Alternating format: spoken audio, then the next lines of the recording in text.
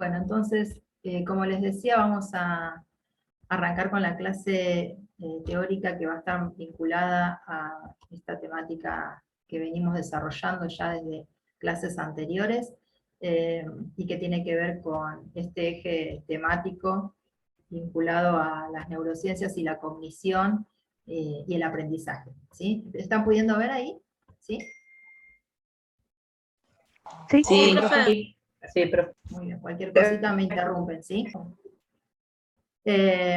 Bien.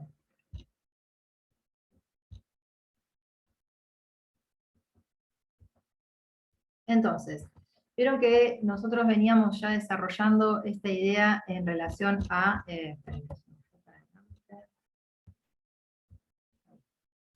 en relación a las neurociencias, que es algo que venimos trabajando, y una de las cosas que empieza a aparecer es que las neurociencias empiezan a darle cada vez más relevancia a los procesos del neurodesarrollo, en relación a esto, es interesante el texto que les compartí del Dr. Weiburg, en donde él hace una presentación del neurodesarrollo como una de las áreas en que se va poniendo cada vez más en escena, sobre todo en lo que tiene que ver con las investigaciones vinculadas a los procesos de aprendizaje, y que tienen que ver con poder abrir un área o un espacio de evaluación sobre el neurodesarrollo, para poder identificar aquellos perfiles que pueden llegar a ser más vulnerables a la posibilidad de presentar algún tipo de dificultad, de aquellos que por ahí tienen fortalezas y que quizás las intervenciones que se requieran no sean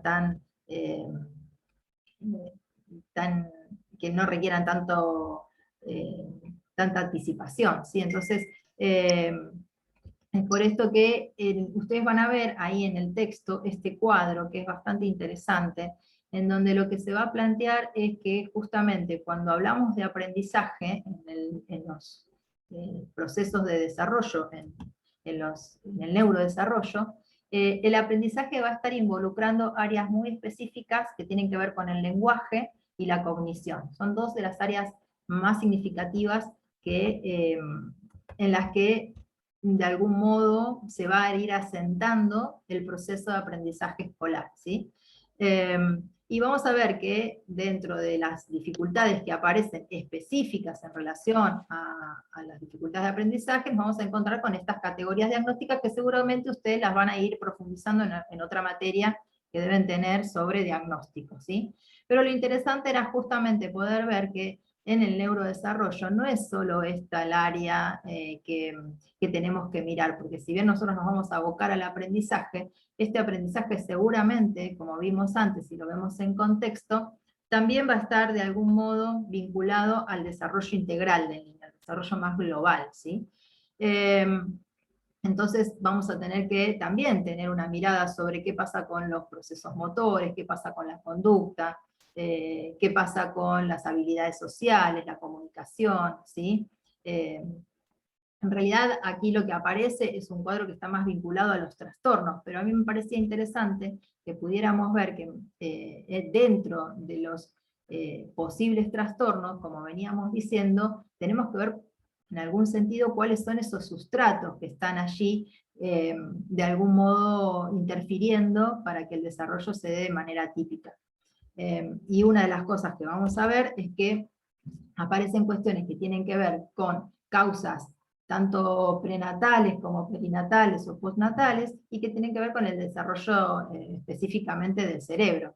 Pero que hay otras que tienen que ver, como veníamos viendo también, con aspectos más funcionales, con lo que tiene que ver con cómo, según lo que estuvimos viendo desde la teoría de la plasticidad neuronal, este cerebro que viene de algún modo prediseñado para ejercer algún tipo de función, vamos a ver cómo a partir de la estimulación puede ir generando nuevas posibilidades, ¿sí? Entonces hay un sustrato que es bien biológico, que es un sustrato bien de lo que podríamos llamar el sistema nervioso central, y hay otro sustrato que tiene que ver con lo funcional, ¿sí? Hay otro aspecto, perdón, que tiene que ver con lo funcional, ¿sí? Que es lo que nosotros venimos desarrollando, ¿sí? Perdón, una pregunta, Laura. El periodo perinatal, yo me fijé, es de la semana 28 del embarazo hasta los 7 días después de nacer un bebé. Ujú. ¿Qué es la semana 28? Porque en la semana 28 se quedó armado el cerebro. ¿Qué es lo que tiene la semana 28 que hace como ese corte? Y porque los estudios que se hacen sobre el desarrollo prenatal digamos, mucho hincapié en el desarrollo en todos en los tres periodos, los tres trimestres del desarrollo, ¿sí? Pero el último periodo, el último trimestre, en realidad se los estudia por trimestres, el primer trimestre, el segundo y el tercero. El último trimestre es uno de de las etapas en donde el niño en general, sí, el feto, digamos, el niño antes de nacer, ya tiene un desarrollo que le permitiría, de algún modo, nacer, ¿sí? Entonces pueden aparecer niños prematuros que deberían nacer después de esa semana, en el tercer trimestre, ¿sí? Después de la semana 28. ¿Por qué? Porque se supone que hasta ese momento ha logrado un desarrollo intrauterino adecuado para poder nacer, que tendría las condiciones para, ¿sí? Luego, obviamente, como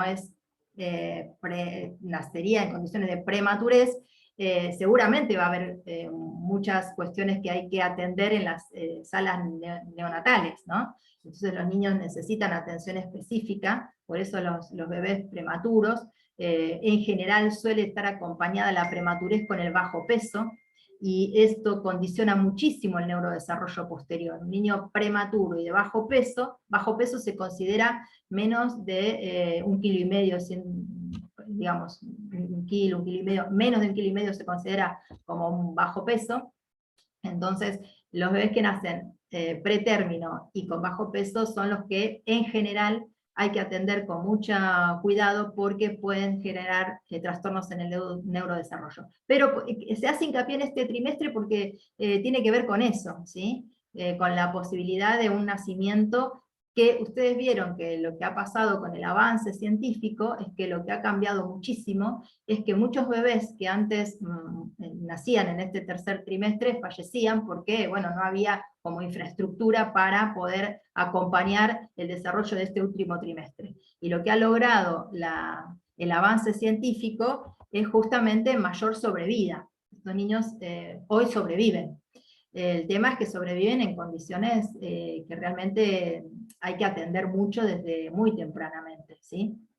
Entonces, este periodo prenatal se estudia justamente en estos tres momentos. De hecho, incluso también se está trabajando mucho desde las sociedades de pediatría y demás, en lo que tiene que ver con el acompañamiento del embarazo, justamente por las cuestiones nutricionales, ¿sí? Que es importante también considerar el acompañamiento nutricional del bebé mientras está en gestación, que es necesario ir anticipando los posibles trastornos que puedan aparecer después, ¿no? Entonces, por eso es que se habla de estas ventanas también de oportunidades en la vida intrauterina. Vieron que nosotros hablamos de ventanas de oportunidades con el niño en desarrollo, y también se habla de lo mismo cuando el niño está en desarrollo intrauterino, ¿sí?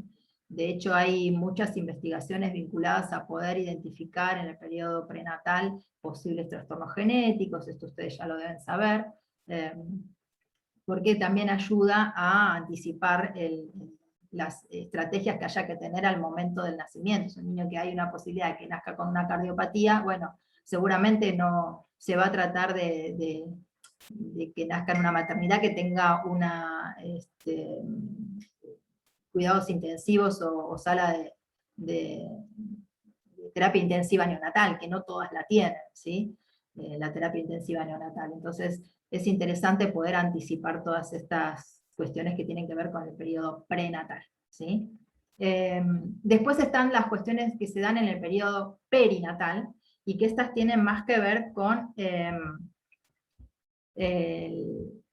espérenme un segundito, que ya se está por terminar esto, nos queda muy poquito, y antes que nada quiero copiarme el presentismo.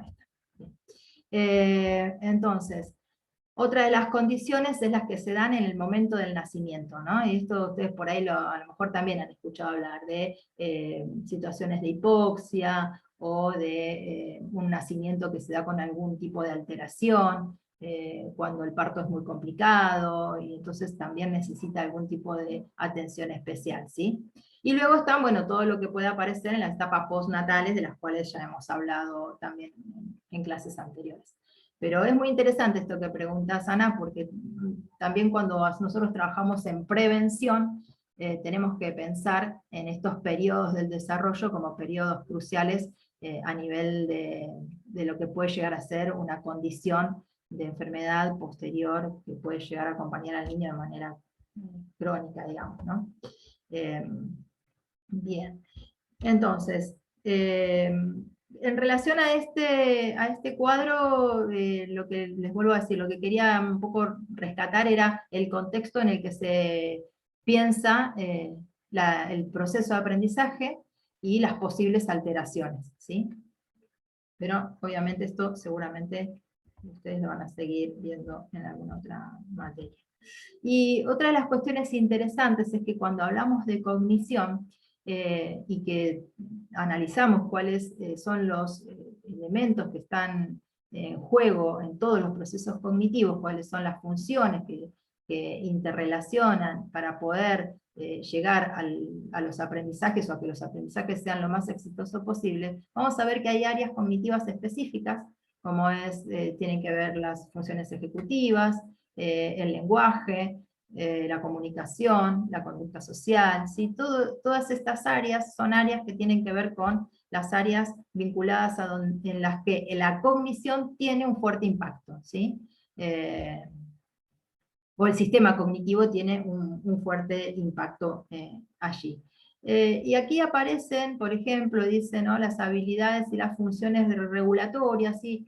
En realidad aparecen ahí en el texto, pero a mí me parecía como interesante pensar que, si bien se está hablando aquí de, como decíamos, de trastornos, lo que me pareció interesante es que las funciones regulatorias, o las alteraciones en las funciones regulatorias que pueden verse en etapas muy tempranas, conforman presentan el 40 al 50% de prevalencia de trastornos de atención por hiperactividad, ¿sí? Y esto es muy importante, porque nos vamos a encontrar con niños con este tipo de dificultades muy a menudo, muy frecuentemente.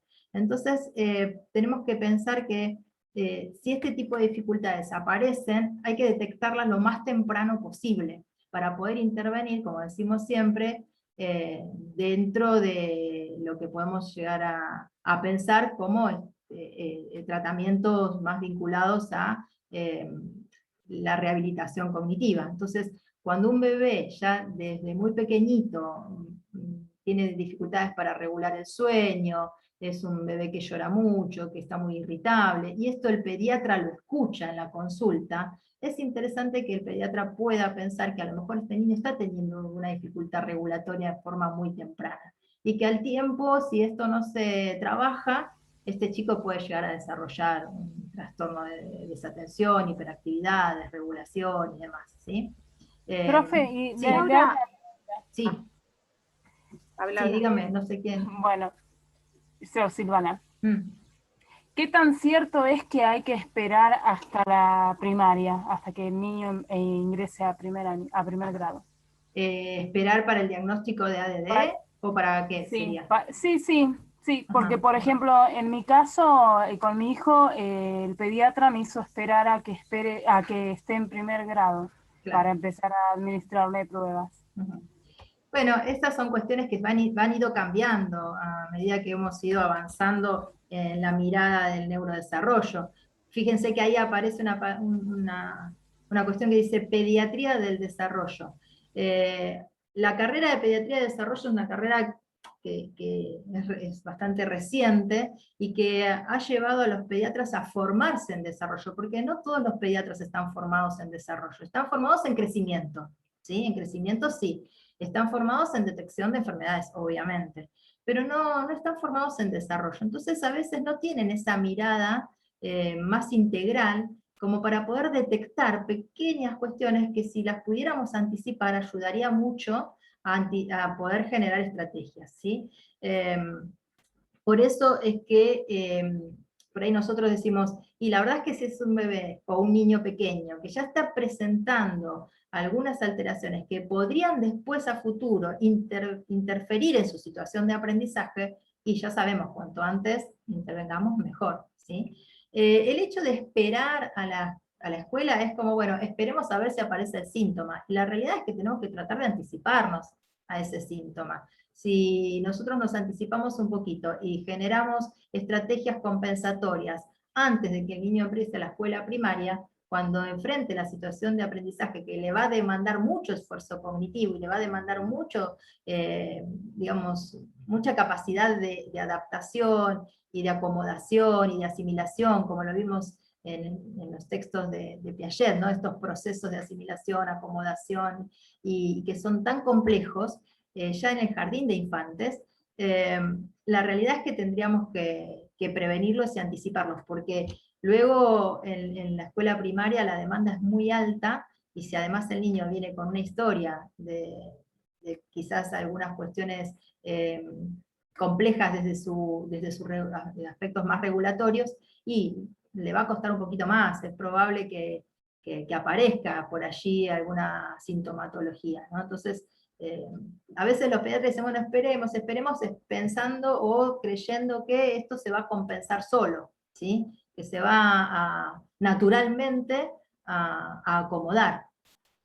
Muchas veces esto lo escuchamos muy frecuentemente con los trastornos del lenguaje. Esto con la fonoaudióloga siempre es un tema recurrente, en donde le dicen, bueno, hay que esperar, tiene 2 años y medio y bueno, usa palabra frase, o tiene un repertorio de 20 palabras, y hay que esperar. Y en realidad no, si un niño a los 2 años y medio tiene un repertorio de 20 palabras, y usa palabra frase para comunicarse, es el momento de intervenir. O por lo menos, no sé, o por lo menos amerita una evaluación, eso seguro.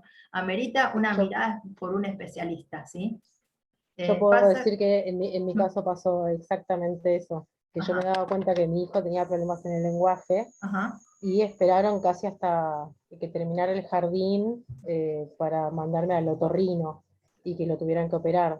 Pero bueno, y yo decía, no habla bien, me dice, no, ya va a hablar bien, me decía la pediatra. Claro, no, es que esa es una de las cosas que nosotros estamos como notando, ¿no? Que en general, ya les digo, la pediatría del desarrollo es una formación académica, de posgrado, y los pediatras se tienen que formar específicamente en estas cuestiones para las cuales no están formados.